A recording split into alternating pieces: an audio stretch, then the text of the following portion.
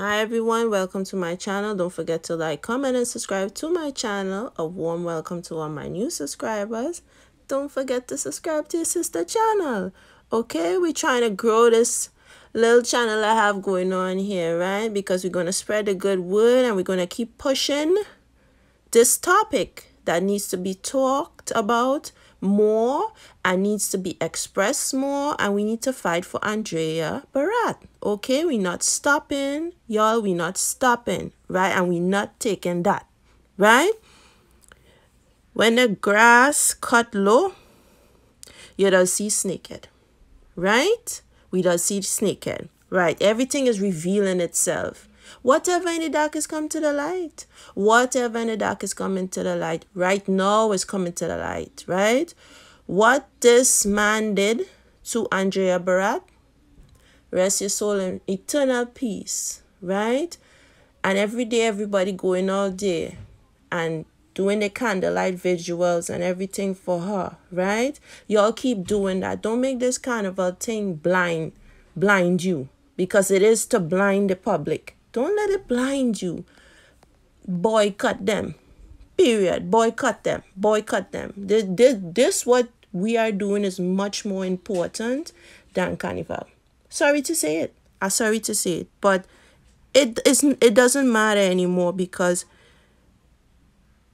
your children matters. Not that. Right? We kids matter. And making sure they come home safe. That's what matters, right? They caught the man, Eagles George. Get him off the streets. Whatever you're going to do with him, right? What he did to Andrea is very, very, very heinous. Lord, I can't even think about it. But they caught him, okay? Whatever they do with him, they do with him.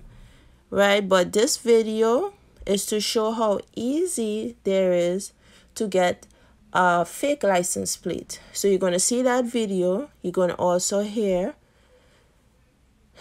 men speak about her passing, to protect their identity and not show their face. This is what I did. I hope everybody is enjoying the content. Don't forget, I will keep pushing this out there. So more people push it out, the more the pressure is on the politics, okay? The more pressure it's on them, and we're going to pressure them because we're not taking that, right? So hope y'all watch the video, like up the video, comment on the video. One love. Everybody bless up. We go fight for Andrea to the end, all right? And a few men could actually understand and internalize this and also lend their hand in support or try to help raise awareness. But most men will stay silent, and you will try to think that, hey, some of these silent men actually are in support of the woman, even though they ain't saying nothing. But I'm coming to recognize these silent men are not supporting the woman.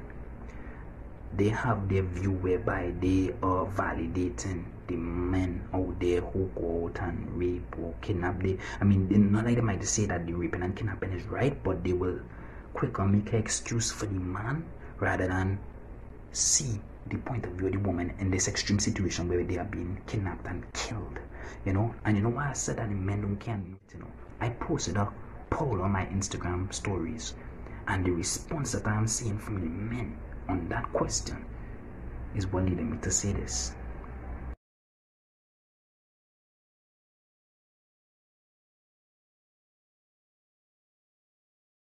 But what are the influential factors that lead males into a criminal life? And we could look at various social issues, and that in itself could be a video where we sit down and we talk about the social issues that lead men into a criminal life. But you know what I want to address in this video particularly?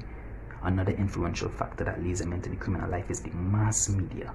The mass media greatly affects the mind of the youths and the generation coming up, and the men, males and boys.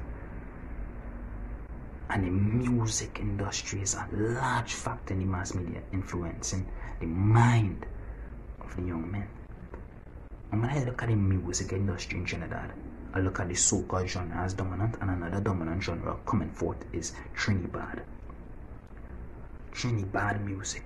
So here my question on my Instagram stories. Is Trinidad music creating criminal men who murder women? Is it a contributory factor to the creation of criminal men in Trinidad who go on to murder women? Yes or no? Entering a vehicle many of us may have also believed to be a registered taxi. After all, it was marked H. Investigators later discovered the vehicle bore false registration plates, our first red flag. But we've heard about this racket before. Multiple vehicles bearing the same registration numbers or false registration numbers altogether. In the case of the 23-year-old law clerk, the nation was able to see how this opportunity almost ended as the perfect crime. On Monday, 2 weeks after the nation learned Andrea boarded a falsely registered taxi, I decided to test the system. Taking a cool drive along the Eastern Main Road, I stopped at the first plate printer I found.